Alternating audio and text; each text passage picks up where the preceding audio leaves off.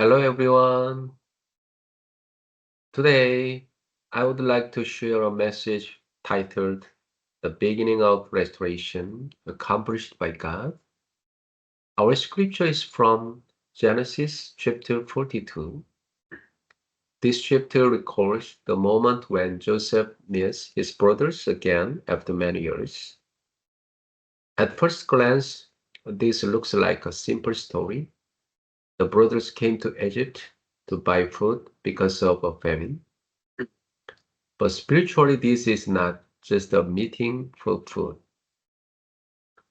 This is the beginning of restoration that God prepared. First, we must understand something very important. God is a God who delights in giving answers. But those answers are given to a prepared vessel.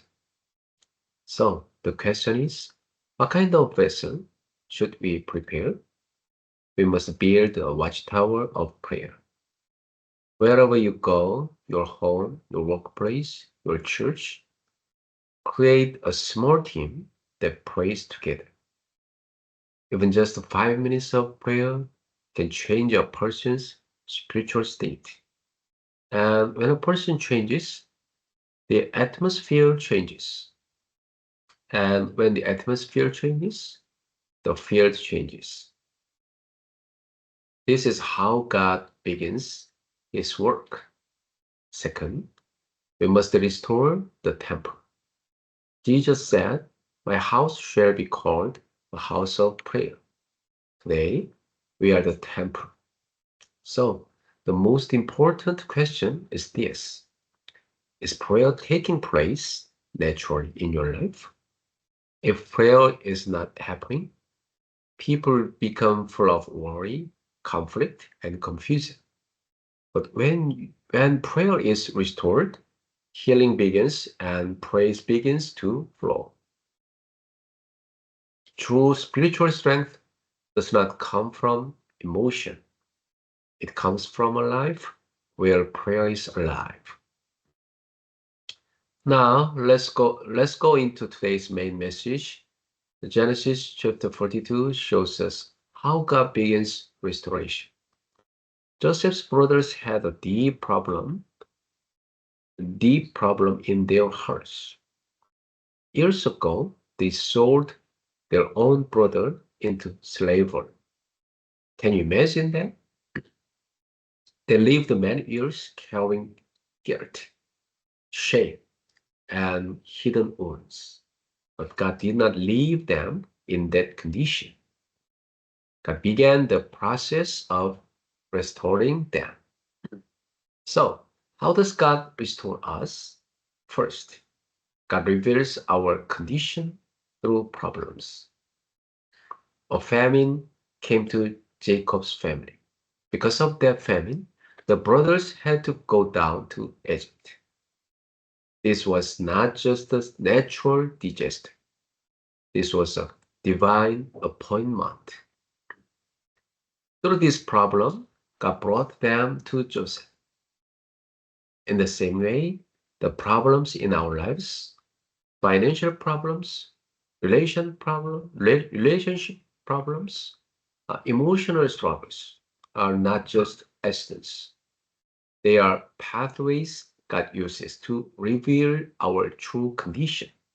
So, when problems come, don't be discouraged. Instead, ask, God, what are you trying to show me? Second, God reveals hidden wounds and sin. When the brothers met Joseph, they did not recognize him, but Joseph recognized them. He tested them to see their hearts. And at the moment, something happened. The brothers began to confess, "We are guilty concerning our brother." For years, they had hidden this guilt. But now it came out. This is very important. True healing begins when things are revealed. If you hide your wounds, if you hide your wounds, you cannot be healed. If you If you cover your sin, it cannot be solved. God brings things to light, not to condemn us, but to heal us. So, when something in your life is exposed, don't be afraid. It may be the beginning of your healing. Third, God leads us through a process to true restoration. Joseph gave them food, but he also returned their money secretly. He kept Simon and told them to bring Benjamin. Why did he do this? Because he wanted their hearts to truly change. God does not just solve problems, He transforms people.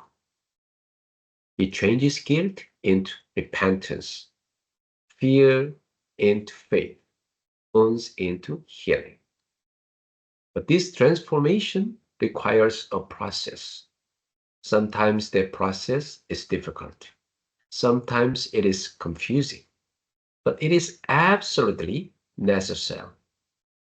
Because without the process, there is no true restoration.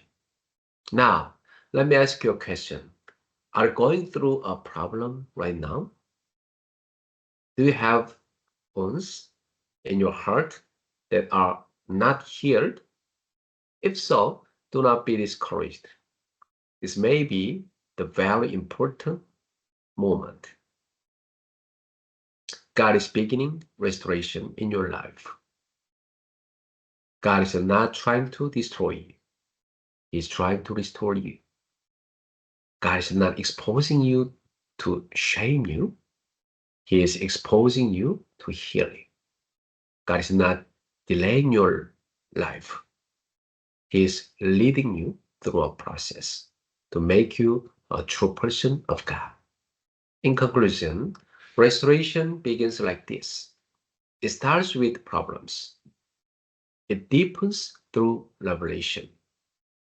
And it is completed through a process. So today, hold on to this.